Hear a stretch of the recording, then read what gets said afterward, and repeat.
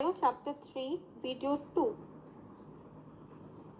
In the previous video, we have covered what is a cell, who discovered the cell theory, and the number, shape and sizes of cell. Now we will discuss cell structure and function.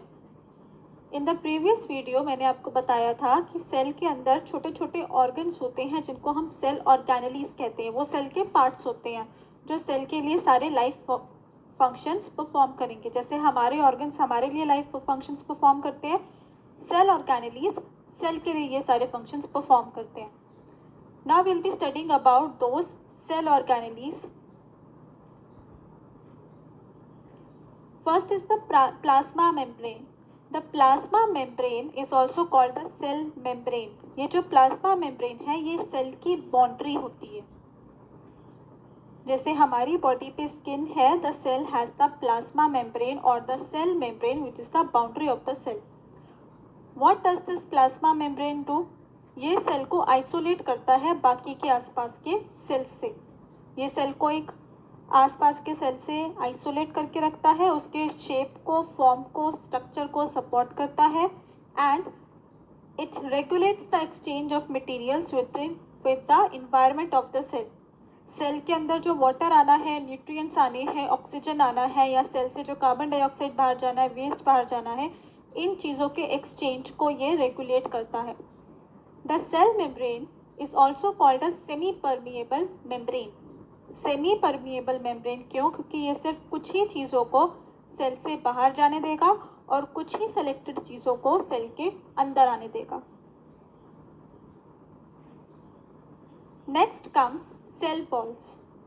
Now it is important to note here before starting this explanation, cell walls सिर्फ plant cells में ही मिलते हैं. Animal cells में cell walls नहीं होते. Cell walls एक additional covering है जो सेल मेम्ब्रेन के बाहर की तरफ प्लांट सेल्स के पास होती है.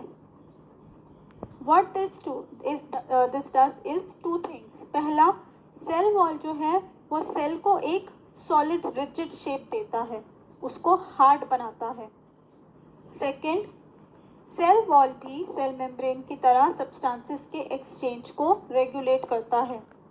जो सब्सटेंसेस सेल के अंदर जाना चाहते हैं वो पहले सेल वॉल के थ्रू जाएंगे, then through the cell membrane, और वैसे ही वो सेल से बाहर आएंगे तो first from the cell membrane and then through the cell wall.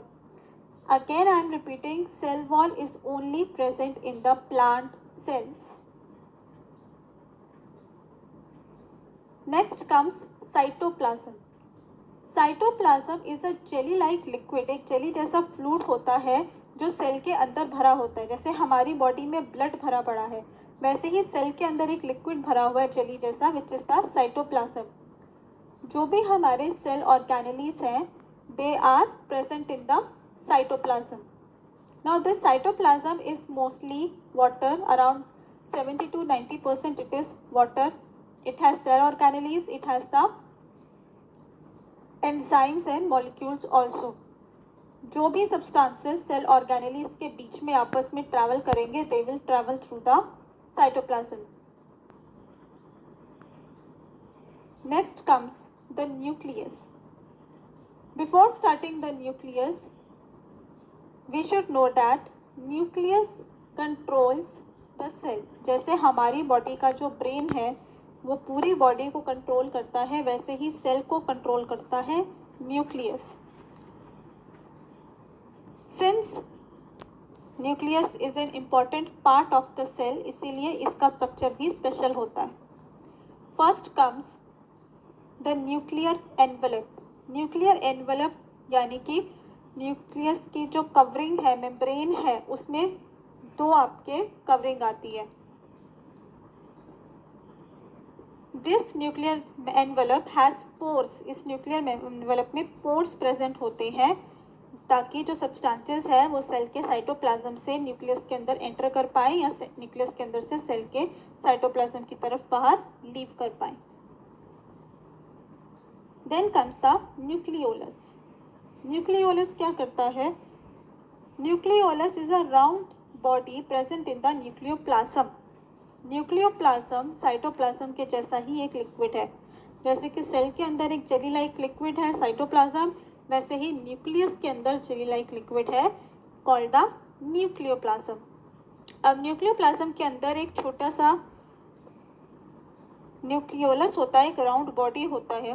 This nucleolus contains RNA. RNA is ribonucleic acid, जो एक स्पेशल टाइप का प्रोटीन होता है और राइबोसोम्स को बनाने में हेल्प करता है।